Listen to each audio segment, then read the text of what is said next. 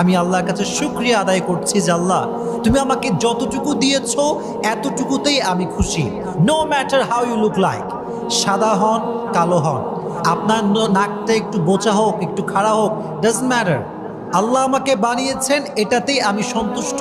সকলেই পড়েন আলহামদুলিল্লাহ।